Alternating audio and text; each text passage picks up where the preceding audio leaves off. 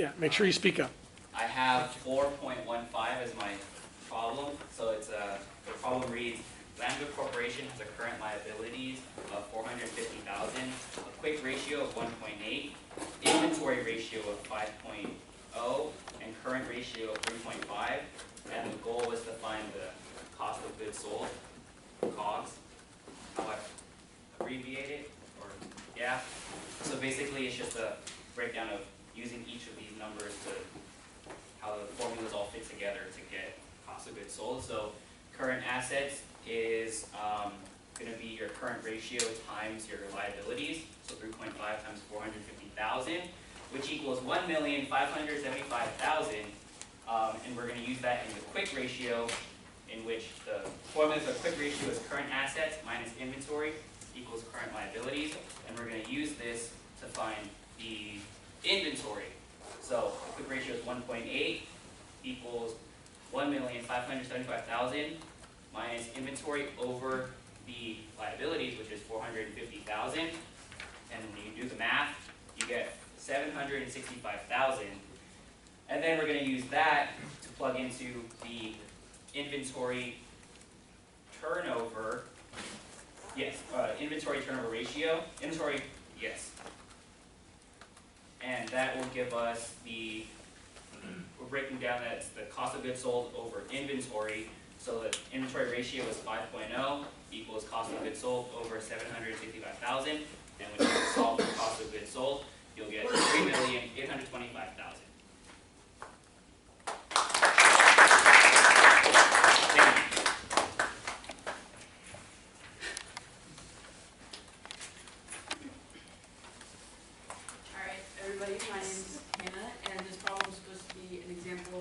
How to use efficiency ratio, and if the question reads, if Newton manufacturers have an accounts receivable turnover of 4.8 times and net sales of 7,812,379, what would the receivables be? So right here you have the two givens, and then I just wrote out the formula, which for the AR or accounts receivable turnover equals net sales, and then you get the accounts receivable. So obviously we have to switch up, like with the givens, we have to switch up the formula a little bit. So that means that you then use the turnover and you divide the sales, or you put it in the right formula first, and then you have to turn over to make it that the accounts receivable are over here. So that would mean that you divide the 7 million by the 4.8, and you get the accounts receivable for 627,579. But yeah, it's pretty selfish. So you just have to switch up.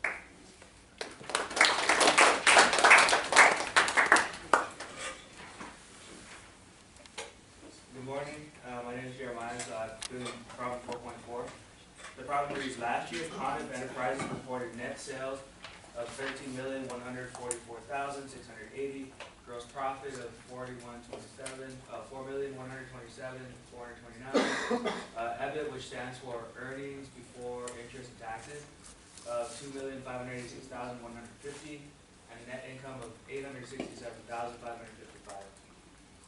So it asks to find a few different things: cost of goods sold, gross profit margin, operating profit margin, and net profit margin. So it's all just like accounting one stuff.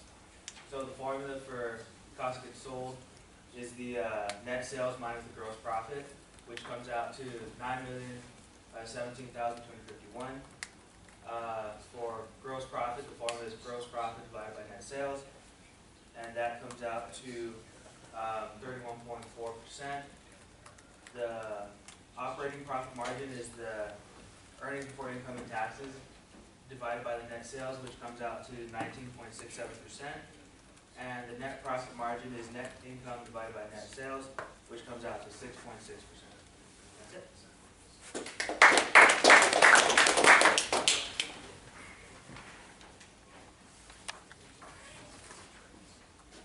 So I had 4.8, and the question was, what are Ragoon's profit margin and debt ratios? So first you have to find the profit margin, which is return on assets over total assets turnover, and you're given both, so you just divide both to get 4.35%. And then to find the debt ratio, you first have to find the equity multiplier. And the equity multiplier is return on equity divided by return on assets. And so again, you're given both and you plug it in to get 1.69. And then you plug that into the debt ratio equation, which is 1 minus equity. Yeah, 1 minus equity divided by total assets. And then you plug it in because you have both, and you get 0.4.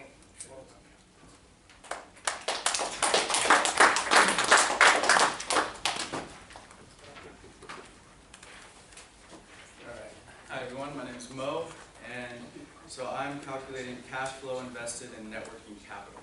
So this one's pretty easy. All you have to do is take your current assets and minus it from that same year's liabilities, and then minus that from the other year's current assets and liabilities. And you get $284,000 in this case.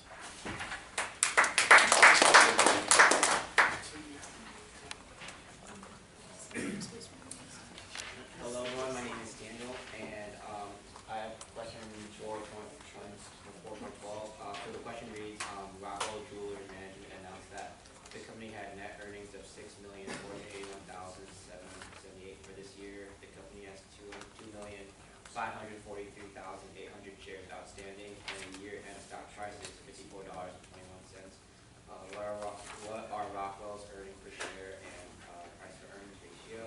So numbers are given, so your net earnings, your shares outstanding, and your end stock price. So to get your earnings per share, you have to divide the net earnings divided by the shares outstanding, and then you'll get $2.55. You'll need that to find the price earnings ratio since it's part of the equation. So you take your price per share, $54.21 divided by $2.55, which means your price earnings ratio will go to 21.26 times. Thank you.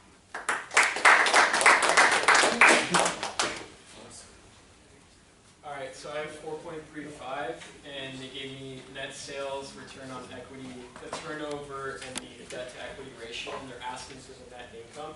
So the net income is sales times PM, and PM is the profit margin percentage. So working backwards, you take the equity multiplier, and you have 1 plus the debt to equity ratio, and you'll get 2.43. Once you have that, you have to start with the return on equity and use this formula and flip it around so that you have profit margins on the left, and you're going to find with the numbers that are already given to you that you're going to get a profit margin percent around 2.51%. So then you plug that into the net income, which is sales times this profit margin, and since you already know that it's a little over 11 million, you multiply that out and you're going to get 292,000 roughly for net income. That's it. Hi, I'm Michael. I did 4.6. So it says Breckenridge Ski Company has a total assets of $422,235,811 and a debt ratio of 29.5%. And then the question was calculate the debt to equity ratio and the equity multiplier.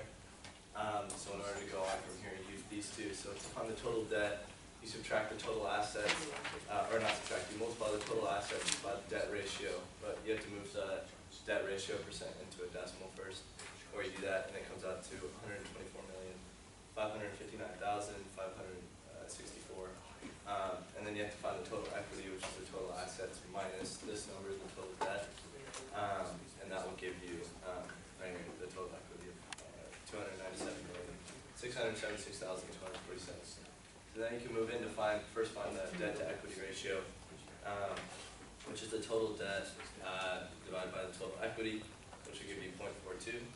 And then to find the equity multiplier, you divide the total assets and then divide it by the total equity, and that will give you 1.42 as the equity multiplier.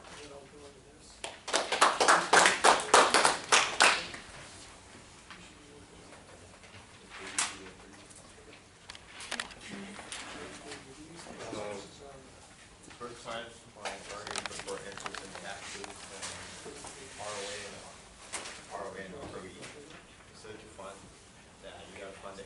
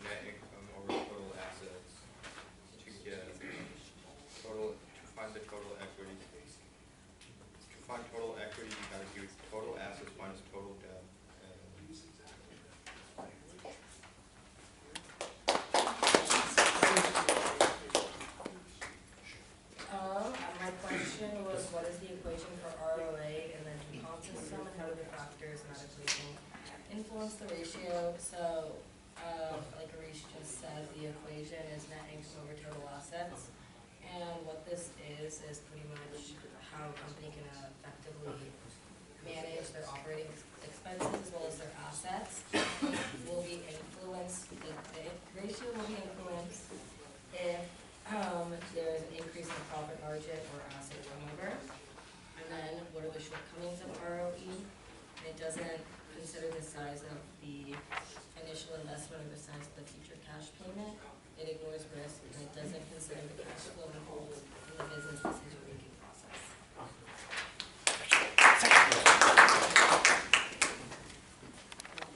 Hey everyone, my name is Jose. So we're here with a problem. You have a loan that you're going to give to a buddy for $100, and for over a year it accumulates an interest of 3%, but also in that same year the inflation rate went up 2%. So right now, kind of eyeballing it, you can kind of see that comparing the nominal interest rate of that loan and also the inflation rate, the amount that your loan accumulates will be higher than the inflation rate. So if you didn't touch it for the whole year, you would still have a higher purchasing power because of the interest rate being higher than the inflation rate. But if you want to calculate how much it kind of went up, you would use this equation where I will be the interest rate and the delta, the change of inflation rate will be here. But in order to solve for what that rate of change is, you would have to solve for R. So you would have to do some algebraic calculations, and then kind of plug in your interest rates and continue going forth, and you would find that your the rate of your how much your purchasing power increase would be less than 1%.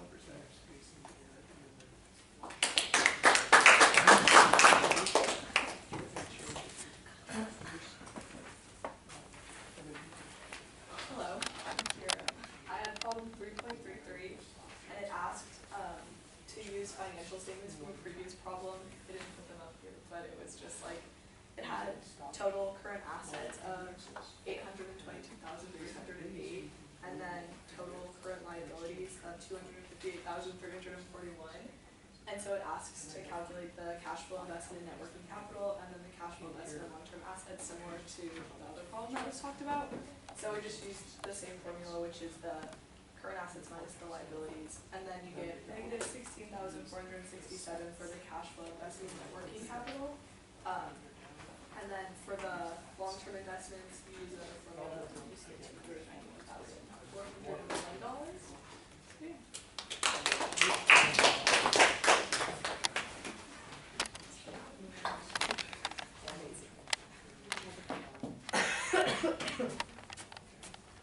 Hey everyone, I'm Michael, and I did question 4.26, and it'll be talking about the DuPont equation. So we're looking at this company called Carter Incorporated, and it's a manufacturer of electrical supplies, and they have a return on equity of 23.1%, and a profit margin of 4.9%, and a total asset turnover ratio of 2.6 times. And it has a peer group where their net profit margin is higher than Carter, and it's 5.3%, but they have the same return on equity of 23.1%, and a total asset turnover ratio of 3.0 times. And the question is asking, explain how Carter managed to achieve the same level of profitability as reflected by the return on equity. So the solution is, we're going to start out by solving the return on assets, which is the profit margin times the total asset turnover, and then we get 0.1274. And then to solve for the return on equity, the equation is return on assets times equity multiplier. And so then all you're going to do is you're going to take what the information is given, which is the 0.231, divide it by the ROA, which is we solved right here. And then we're going to find that the equity multiplier is 1.81 times. And then we're going to compare it to the peer group. We're going to do the same thing. We have the return on equity, which is given, and then the solve it is the profit margin times the total asset turnover times the equity multiplier. And then we're going to do the same thing of dividing that, and we're going to get 1.45 times. And so Carter was able to match its peer group's ROE by using a higher degree of financial leverage, as shown by the higher equity multiplier.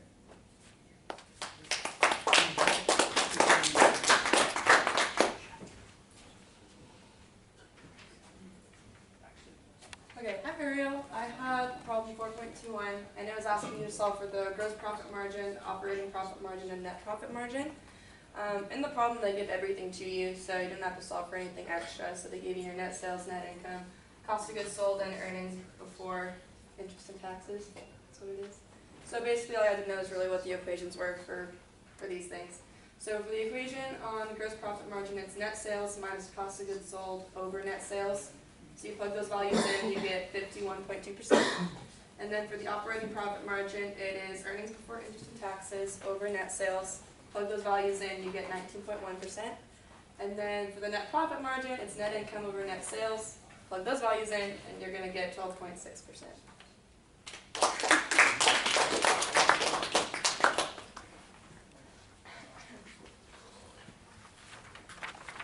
Hi, I'm China, and I had 3.5 working capital, and basically the question just asks, what is the company's net working capital? So they give you all the numbers that you already need for assets like cash, inventory, accounts receivable, other assets. So everything that's an asset you total together, and everything that's a liability like accounts payable and notes payable, you total those two, and you subtract the total current assets from the total current liabilities, and that'll get you $6,655,610.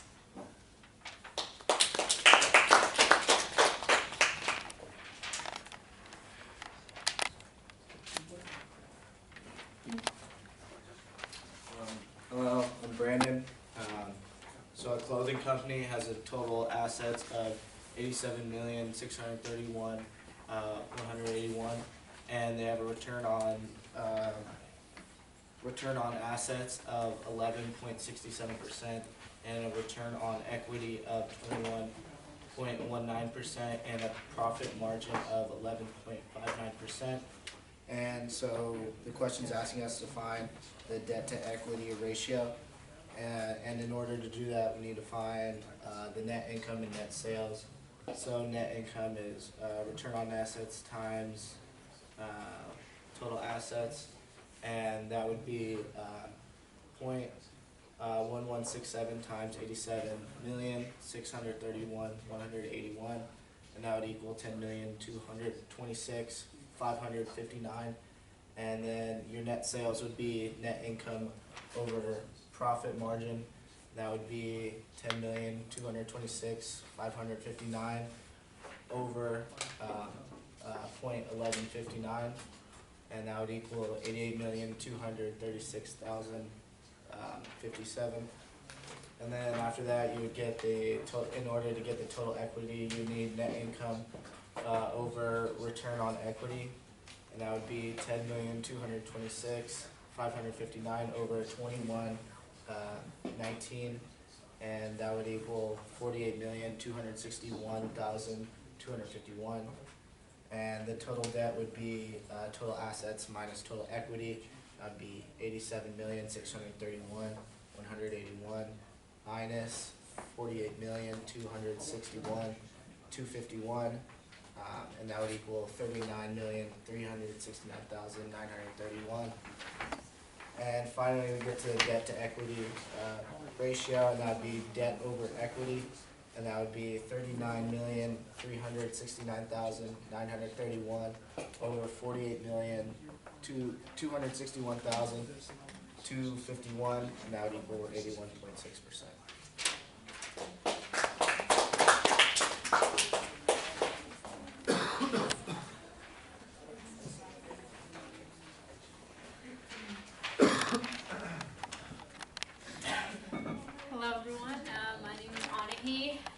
So this problem was asking us what the depreciation and amortization expense was and they gave us so by constructing an income statement, so we're looking for this, it gave us the interest and the taxes, as well as the EBITDA, which stands for earnings before interest, taxes, depreciation, and amortization.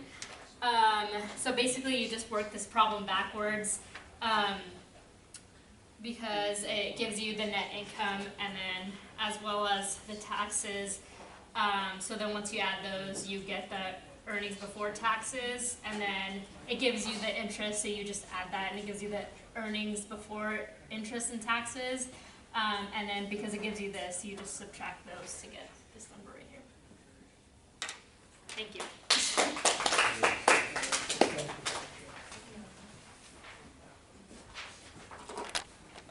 How's it going? I'm Brady. So, in my problem is 3.5. My company has 633,125 $633,125 in taxable income. And then we learned this in our economics classes. So there's a tax bracket, and each increment of like your company's taxable income is taxed differently. So you take like 15% of $50,000, 25% of the next one, which would be the $75,000, minus the $50,000, which is then $6,250. You keep going with these percentages that are given, and then you get to the point where you don't go on to the next tax bracket, and you stay within this one, and you subtract your taxable income from the low end of the tax bracket, and then you multiply it by the percentage of that tax bracket, and then you add up all of these to get the total taxable, or your total tax they have to pay for that year. That's it.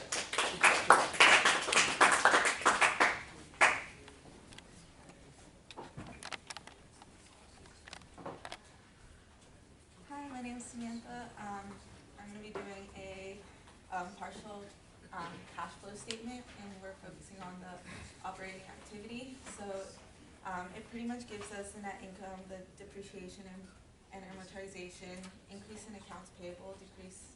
It just states everything, and so pretty much you're just going to plug everything in. So you're going to start out with your net income, and then you're going to add your additional source of cash. So you have your depreciation and amortization, increase in accounts payable, your decrease in other current assets, and your increase in acquired income taxes. Then you're going to subtract what you used of cash, increase in receivables, and increase in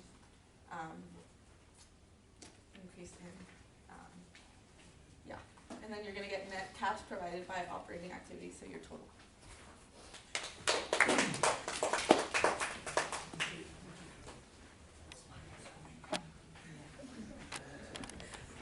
Hi, my name's Tom. We're just getting the real rate here. We're not using the old formula that we did in class. We're using this new one. So it's basically the same, except we're multiplying the real rate by the expected inflation at the end. And then you're just doing out the formula, and you're getting this.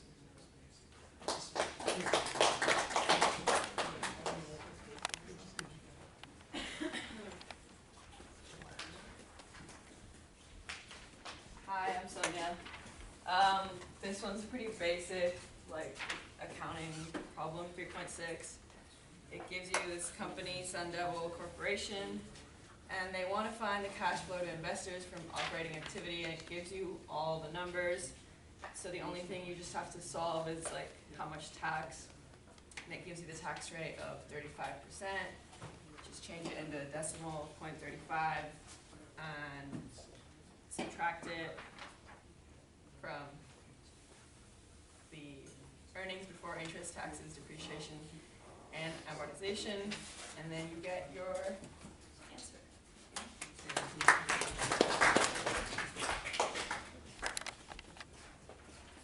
I'm Sebastian. I had problem 3.6. Basically, it's just comparing like the book value of a company's assets to the actual market value of them.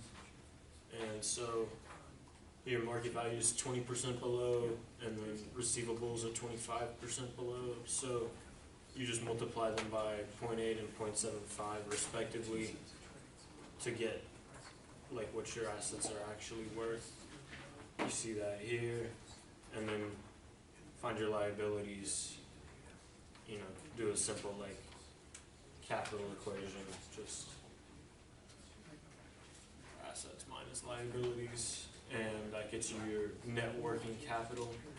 And then here we use the percent change formula that we learned about on Tuesday to get the difference in, the difference between the book value and the market value.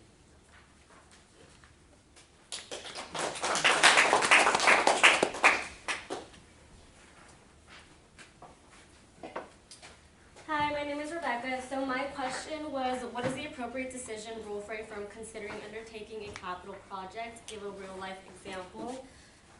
So a firm should not undertake a capital project only if its future cash flows exceeds the cost of production. An example was if the future cash flow is $9 million, then a manager would not invest $10 million. He would basically be throwing away $1 million.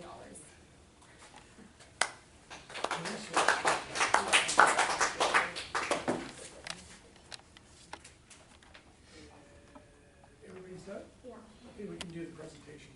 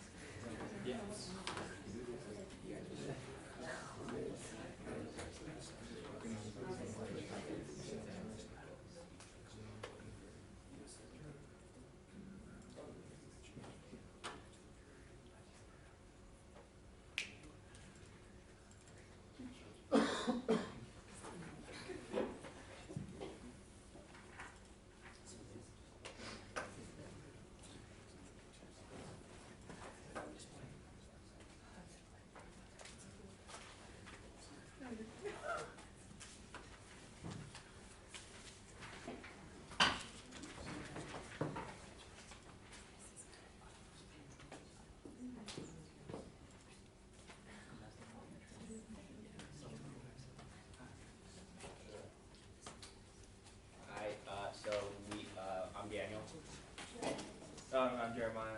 And I'm Brady, and we did chapter 1.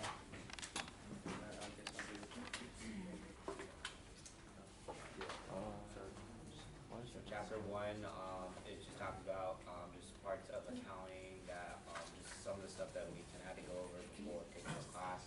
Can you speak up a little bit? Okay. Yeah, because it's hard to hear. So chapter 1, basically just a summary of all just the fundamentals of accounting and all the prereqs that we all had to take before taking this class. Learning objectives include identifying the key financial decisions facing the financial manager of any business, identify common forms of business organization in the United States and their respective strengths and weaknesses, describe the typical organization of the financial function in a large corporation, explain why maximizing the value of the firm's stock is the appropriate goal for management, and discuss how agency conflicts affect the goal of maximizing stockholder value. The role of a financial manager is to maximize its shareholder wealth because maximizing the price of a firm's stock will maximize the value of a firm and the wealth of its shareholders/owners. There are many examples of stakeholders, and they include managers, employees, suppliers, creditors, and the government, etc. It's all about the cash flows. With positive residual cash flow, it may be paid to the firm owners as dividends or invested in the firm. The larger the positive residual cash flow, the greater the value of the firm. If you have a negative residual cash flow over the long run, it'll lead to bankruptcy, which eventually means your business is shut down.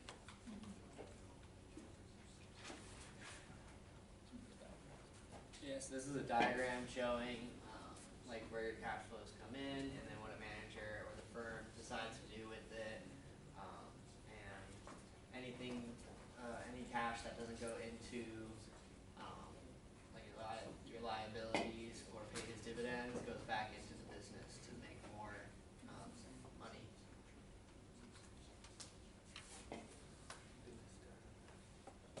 So there are three fundamental decisions in financial management: capital budgeting, financing, and working capital. With capital budgeting, you're able to identify which long-term assets to acquire in order to maximize the net benefits for the firm. Financing helps you determine how to pay for short-term and long-term assets by finding the best combination of short-term debt, long-term debt, and equity. The working capital decides how to manage short-term resources and obligations by adjusting current assets and current liabilities to promote growth and cash flow. Okay, so next we're going to go over like the forms of business organization. This is also stuff from accounting 1. So we have sole proprietorships, partnerships, and corporations. So sole proprietorship is like owned by a single person, and like you're the one who's financially responsible. So you put in your own resources, your own time, your own money, and everything is like you're 100% liable if that like for your business and all the assets and liabilities. So some of the advantages are that it's easy to create and control, it's easy to dissolve, and you have the right to all profits. So you're the sole proprietor, and it's all you, one-man team, one-man band. Some of the disadvantages is that your personal assets are at risk. Like I said, due to unlimited liability. The equity only comes from owner or business profit. Income taxes are personal income, and then it's difficult to transfer ownership. So like it's good, but it can also be like really muddy. A partnership is obviously owned by more than one person. And with the same thing, like as a sole proprietorship, the partners are like personally responsible. So again, like it's still tapping into your own personal assets and whatever. So again, the advantages are that there's some protections, like because you have partners or like spread out. There's more sources of equity, more sources of expertise, so more minds, it's a little bit better. Shared control is one disadvantage, and shared profit is harder to dissolve. So you don't get to take the business in the direction that you want to go to per se. You always got to get the input of someone else. Corporation is a business owned by more than one person, and none of them are financially responsible. The corporation is responsible for its obligations and actions. So the advantage is that it protects personal assets. There's no shareholder liability. It's easy to change ownership, and it has the greatest access to sources of funds. And the disadvantage is that it's most difficult and expensive to establish. It dilutes individual control over the firm, and it has overall higher taxes on income for shareholders. So like one example of a corporation would be like an LLC, a limited liability corporation. This is something that like we talked about in accounting 1, where like you set it up as an LLC, and it separates your personal finances from the business. So this is kind of like this is sort of like a good way to go, where this sort of just protects you in case your business fails. And so you have the hybrid forms, which is limited liability partnership and limited liability companies. So which is what I just said. Yeah. So yeah. So managing your financial functions, so there's the structure of your company, and you have your chief financial officer, which is responsible for the quality of the financial reports received by the chief executive officer, head of your company, the CEO, and the CFO is the treasurer. It manages risks. It controls your financial assets and makes sure that your company is running correctly with internal audits. And then they're also responsible for finding external auditors to make sure that your company is running correctly and there's nothing wrong and you're following all the rules.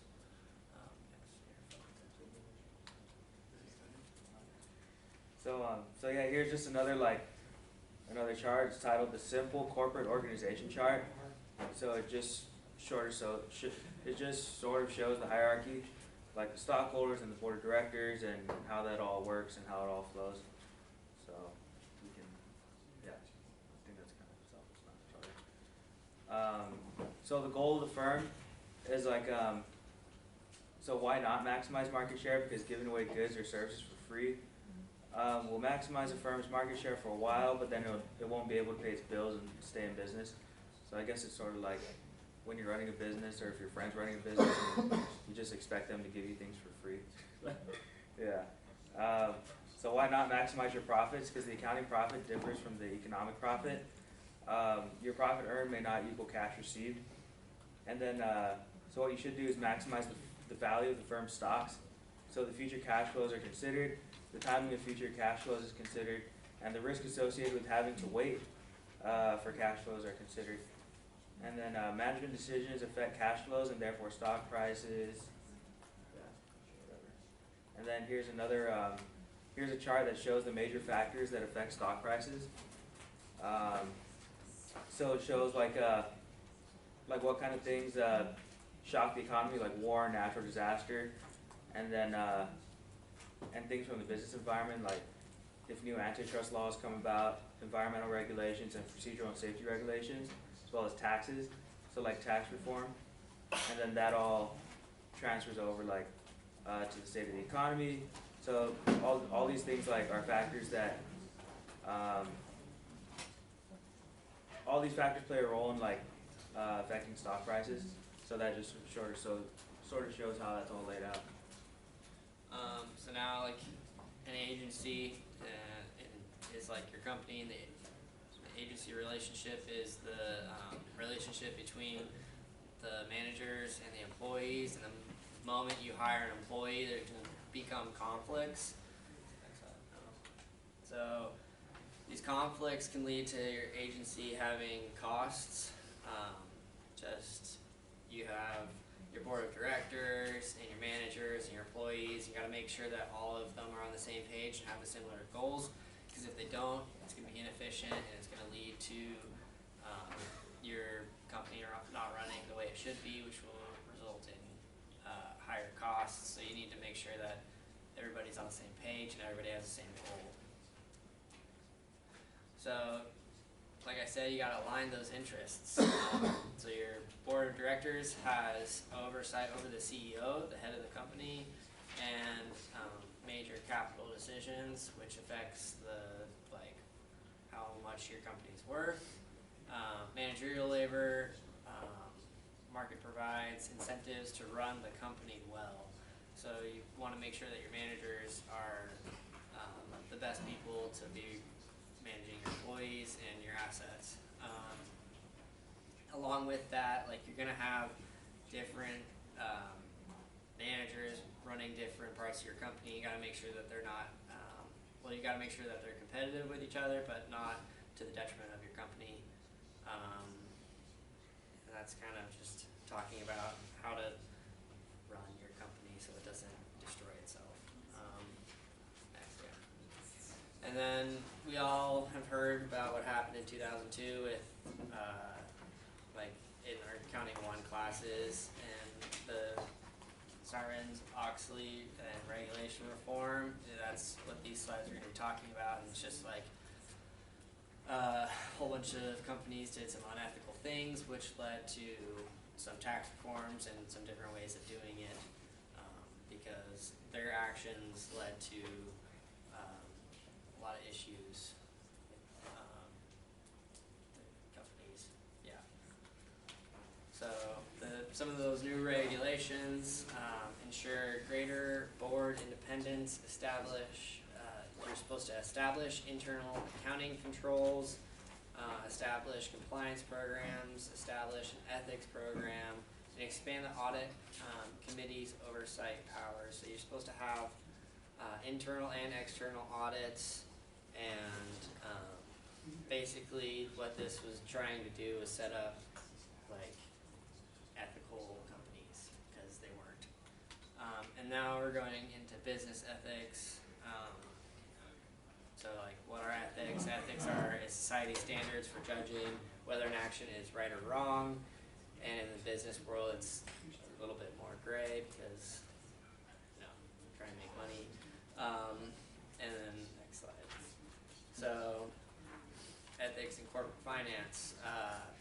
Your agency cost, it is like, this is like talking about like improper use of like company computers and stuff. So it's like not really super important, but like you just gotta, when you're inside of a company, be using your time correctly, because if you don't, then you're just hurting your company's bottom line.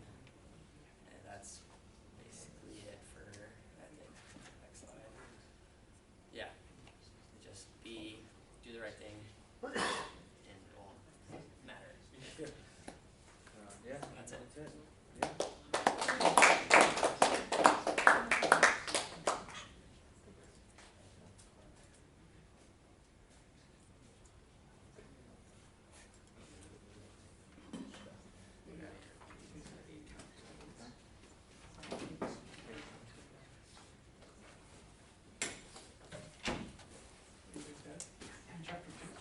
Chapter 1. Tuesday, good job. I'll make sure you speak up.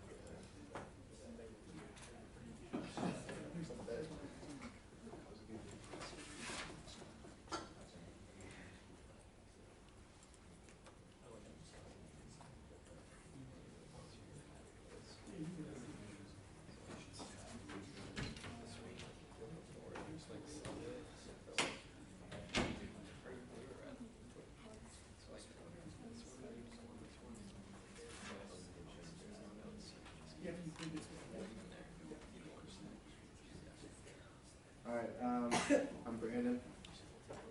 I'm Izzy, and our third member is over there. So we'll start. We got chapter 2. Yeah.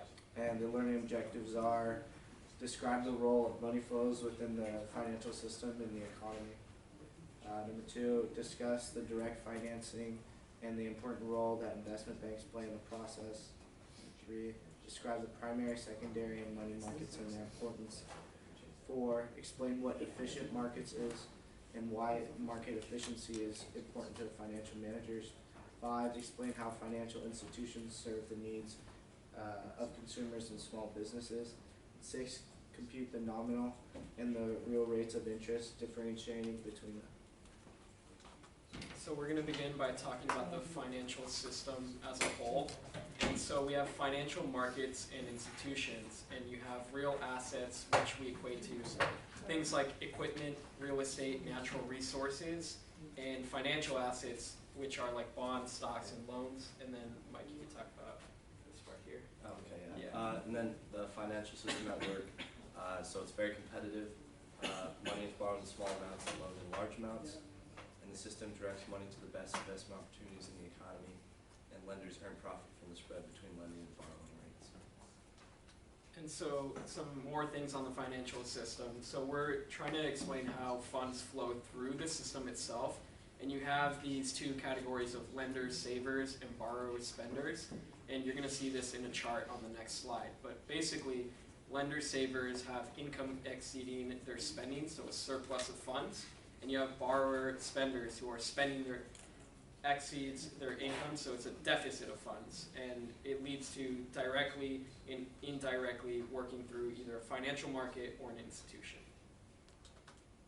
Perfect. And as you see on the left side, there's lenders and savers, so they have an excess amount of money. They can go directly to the borrowers and spenders who have the deficit of money. And then at the bottom, the borrowers and spenders can use a financial system or a financial institution such as like a bank or a credit union. So direct financing, like in the last one, direct financing is like going straight through the financial market. So it could be a direct transfer of funds where lender savers contracts with a borrower spender, and it's a minimum transaction of $1 million. And these happen through investment banks, which specialize in assisting companies selling new security issues. And then also money center banks, which are commercial banks that provide traditional and investment banking services. And then below are the three categories which the money center banks help. So they do origination, which is the process of preparing a security issue for sale. Underwriting, which is a service to assist firms in selling their debt or equity securities in the direct financing market. And distribution, which is the process of marketing and reselling the securities to investors. And so for direct financing, after the Great Depression in the 30s, we just wanted to note that the commercial banks could not engage in investment banking due to the level of risk, and this changed in 1999 with something called the Financial Services Modernization Act.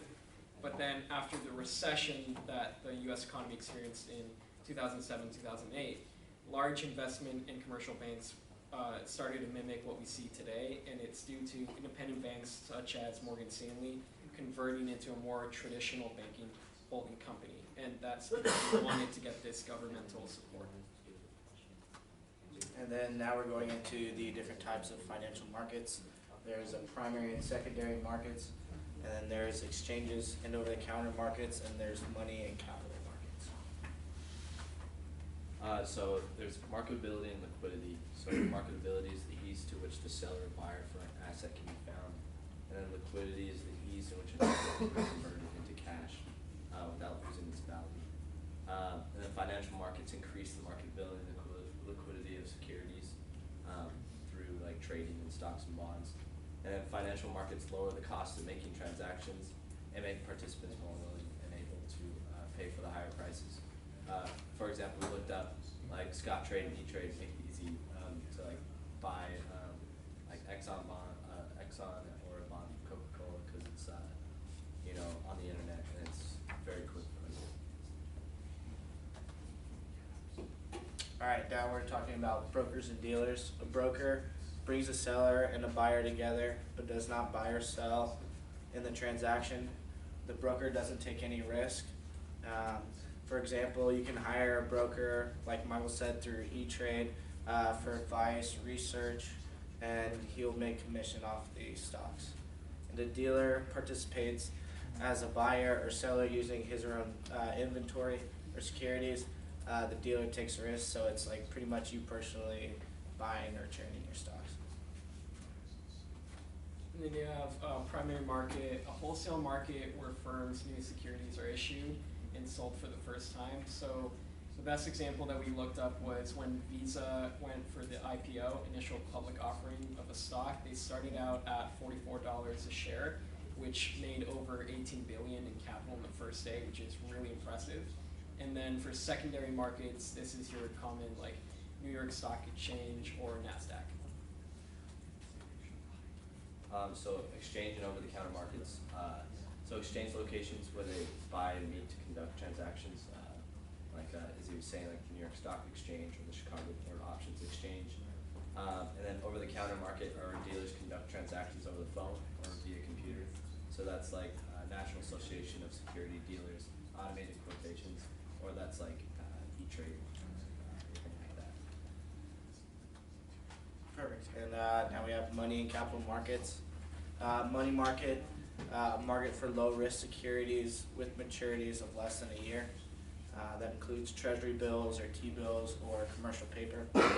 A capital market, market for securities with maturities longer than 1 year. That would be common stock or bond. So public and private markets. Public markets, organized financial markets where the public buys and sells securities through stockbrokers. And then private markets involve direct transactions between two parties called private placements. An example of this is a company contacts investors directly with negotiations.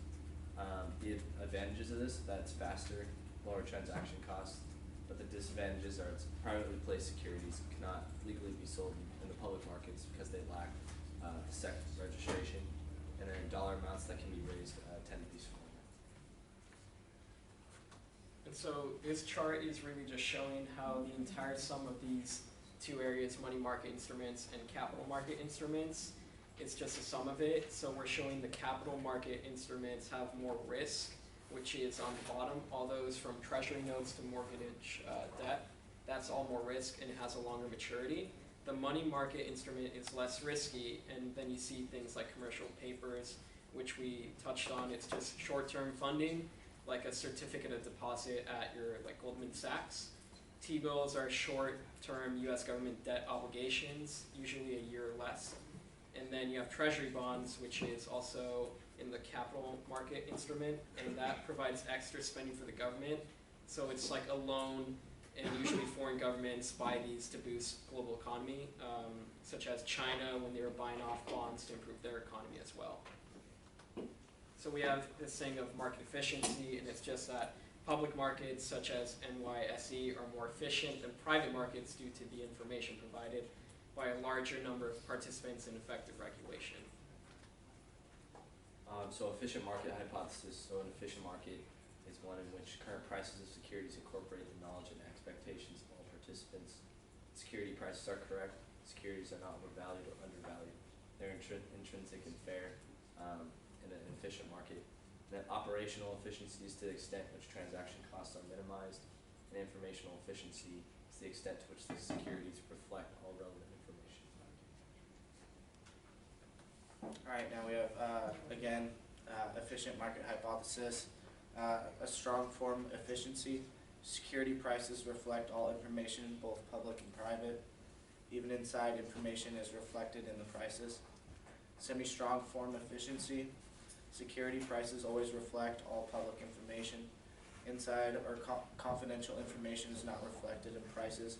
Weak form efficiency. Security prices only reflect historical information. So indirect financing is where you go through the third-party sellers like banks, commercial banks, like per se institutions such as banks and insurance companies are both borrowers and savers. An institution borrows money from a saver and then lends money to the borrower. And then the process of converting financial securities with one set of characteristics into securities with another set is financial intermediation. Financial institutions and their services provide lending and borrowing opportunities at the retail level for small customers and wholesale level for large customers. Efficiently collect funds in small amounts and lend them in larger amounts.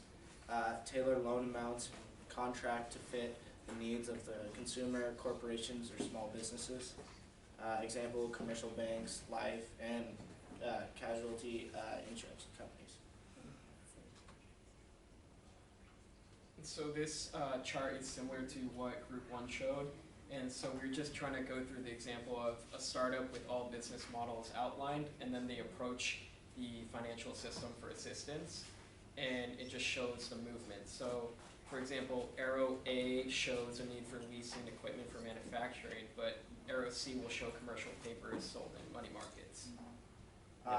Arrow D, you can see right here, shows how they obtain a line of credit. As the firm becomes operational, arrow G shows how it generates cash inflows. Some arrows show reinvestment, such as H. Yeah, it basically just shows that a firm can either like reinvest in the financial system or put their money back into the firm itself. So then this graph shows the blue line, which is the borrower spenders, and then the green, which is lender savers, and how it is in relation to interest rate. And then what happens when the interest rate goes up, the borrower spenders actually it goes less, like they borrow less, and then as the interest rate goes up, lender savers actually lend more because the interest rates go up and they get a higher return. So interest rate is a fee for borrowing money, and so we just made the notes of showing how and what symbols we use for the equation. So the nominal rate is shown there, and the real rate we know is RR. So interest rate that would exist in absence of inflation, and it's determined by the expected return. So this is the Fisher equation, nominal interest rate that we kind of did. So this one's the extended equation, which has I as nominal rate of interest, R being the real rate of interest, the change in the expected annual price level change, and then the adjustment of the interest rate for expected price level change. And then Izzy will go into the next one, which is the simplified one that we have been doing. So. Yeah. So with this is one we've been using. So the example here is your real rate is 0.04 or 4%, and the expected inflation is 10%. So with that given, it's asking what's the approximate expected nominal rate, and it's just about plugging it in, and you're going to find that the expected nominal rate is around 14%. And so this is kind of like a flipped version of that equation. So you have the nominal rate this time at 4.25%, and you have the expected rate of 1.75, but this time we're trying to find the real rate of interest, and so you have to flip the equation a little, and you're going to find that the real rate is 2.5%. All right, and then we have the cyclical and the long-term interest rate levels. Interest rates tend to rise and fall with changes in the rate of inflation. Rates tend to rise when the growth rate of the economy increases and tend to fall when the economy slows down. Interest rate, business cycle, and inflation. Interest rates tend to follow the business cycle. Interest rates tend to increase during economic expansion, and interest rates tend to decrease during economic contraction. And so this is the last graph we have. The red line signifies annual inflation rate, and then you have your 10-year government bond yields in the blue, and you have your period of economic recession on the left axis, and on the bottom you have your years. So if you notice, if you try looking around 2007, 2008, you can notice how the interest rate was almost 0%, which has never really happened before. And then you can see that the level of interest rate rises with the expansion, and it'll fall on the recessions, as we said before. And that's it. Thank you.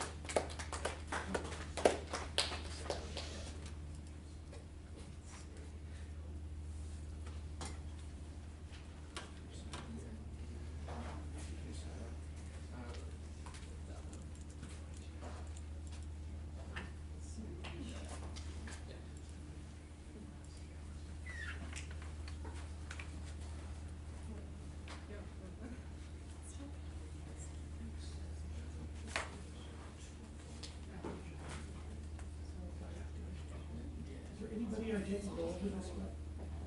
Anybody else? You guys can stick around.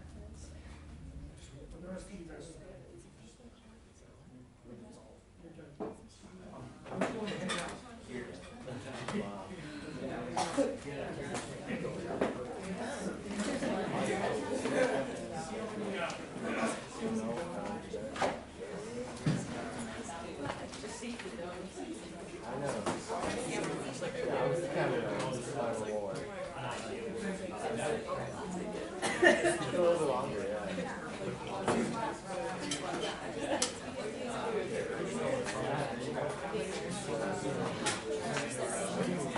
didn't get paid.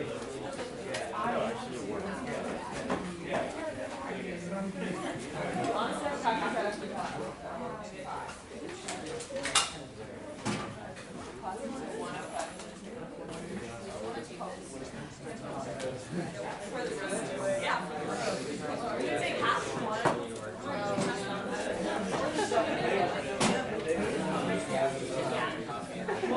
What? I'm gonna stick around, might as well. Oh, you are? I have to leave it and stuff.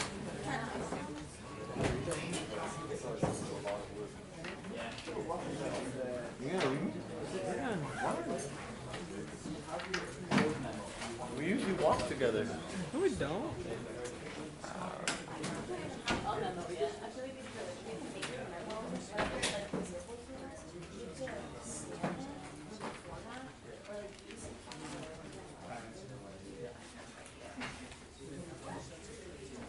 Wait, are you doing anything right now? You want to go with me to Vanessa? Oh. Yeah, I'll see you around. I'll meet you. I can meet you there. I'll text you to be there. It's in Galileo. Yeah, I know. Okay. So yeah, I'll just. After you finish. I'll go straight over there. All right.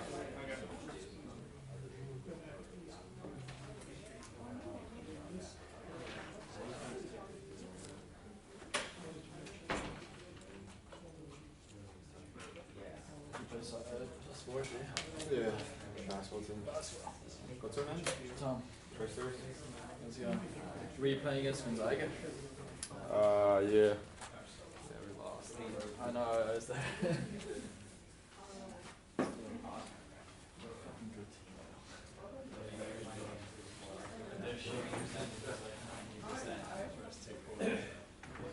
You guys still have a chance to tournament? Last one. After this, like the West Coast tournament, right? Yeah. What do you guys know? You still do, right? You should.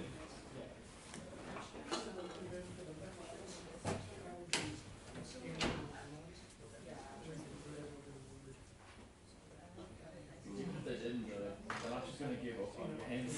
No, yeah, of course not. Well, because you want to make it to the tournament.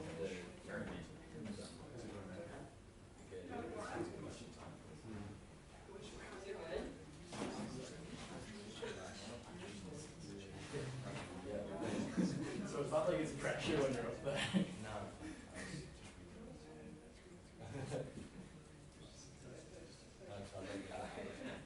I don't find it just as like it's not sort of. I was watching the United games. Where are you from? Ireland.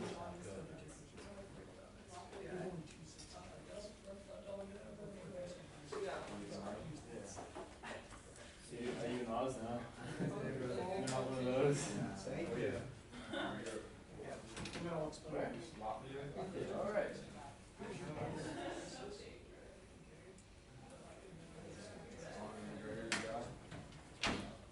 No, like he's kind of on a rebuild phase now, but you know, I think he lost a lot of respect from a lot of people's picture. Like more Americans like him than the Irish people. All the Americans are like 117 Irish. So they love Courtney more. Yeah. So did she take like a push on? I don't know, but so how do we look about the attorney? Do you know if he's gonna come in anymore? Because she's got 15.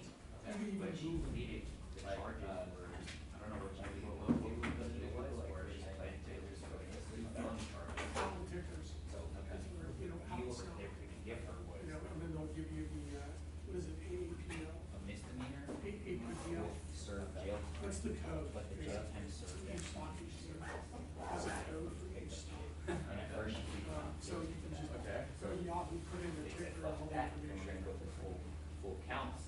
But I don't know, but then they said this morning that the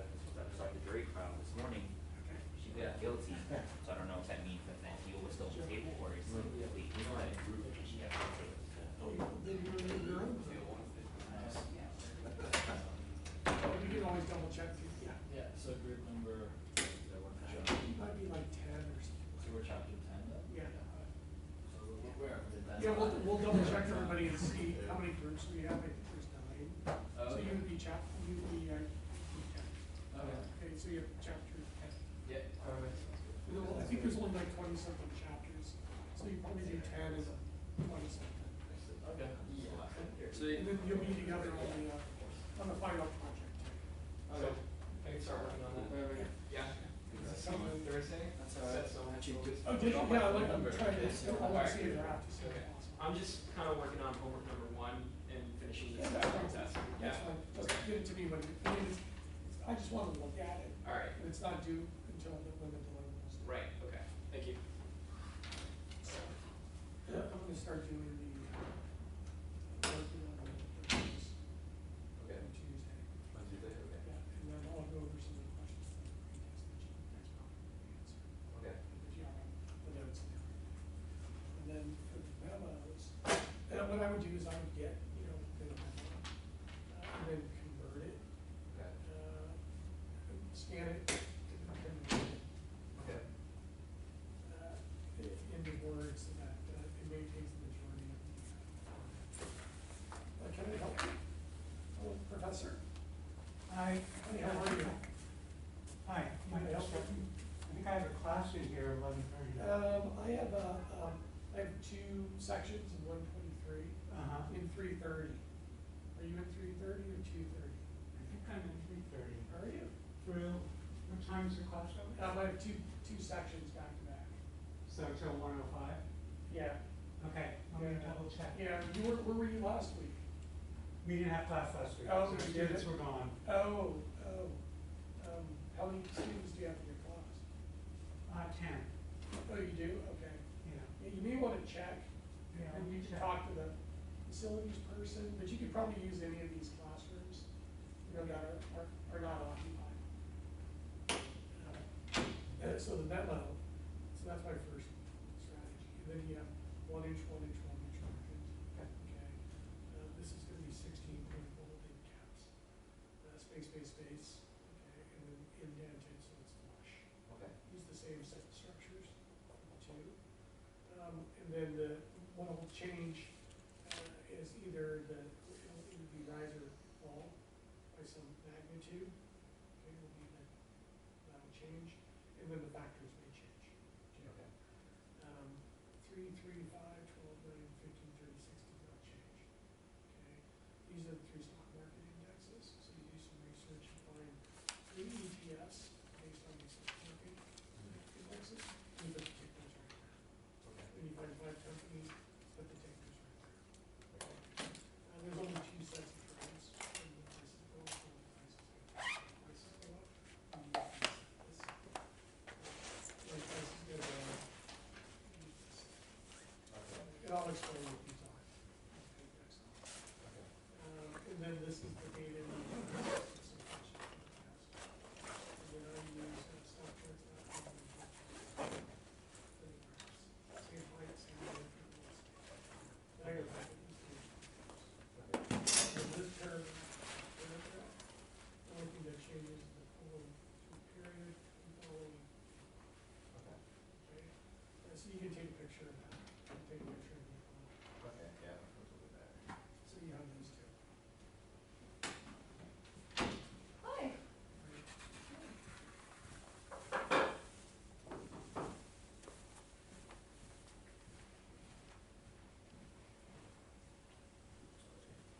So there's that one.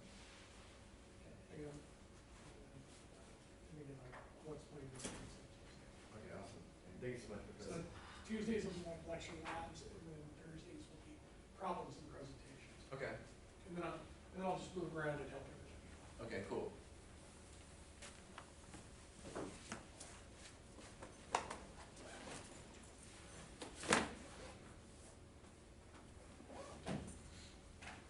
And then, I was gonna ask you, are you doing anything tomorrow, during your office hours, like, do you have like another 1 o'clock, I get a 1 o'clock meeting, but I get out at 11:30 in this class.